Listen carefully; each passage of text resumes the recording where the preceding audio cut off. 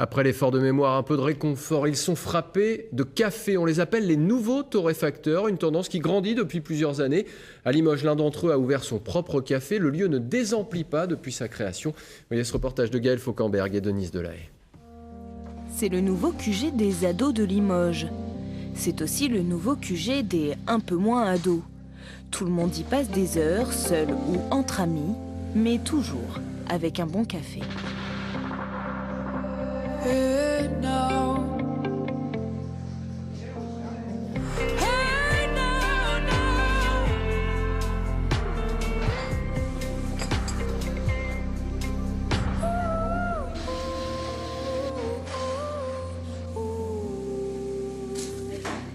Le maître de l'or noir, depuis 2 ans, c'est Philippe, torréfacteur et barista.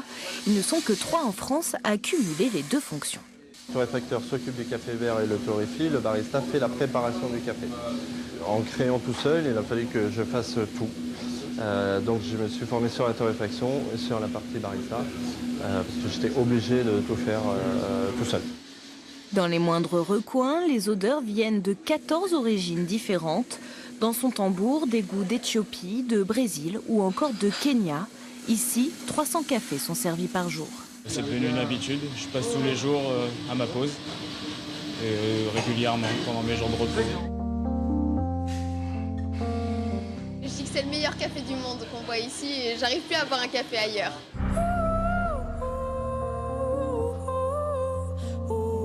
C'est vraiment un endroit unique et avec quelqu'un qui connaît vraiment le café, au même titre que le vin, au même titre que les produits du palais. Aujourd'hui, le café est la 2e matière la plus exploitée au monde après le pétrole.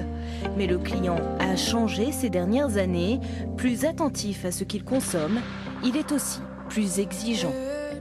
On va chercher des cafés plus fins, des cafés mieux triés, avec une meilleure qualité de matière première, parce qu'il y a un super triage, parce qu'il y a une super transformation. Le travail du planteur est mis en avant. Philippe a déjà créé un emploi et remporté le 3e prix du meilleur mélange expresso cette année. L'aventure ne fait que commencer.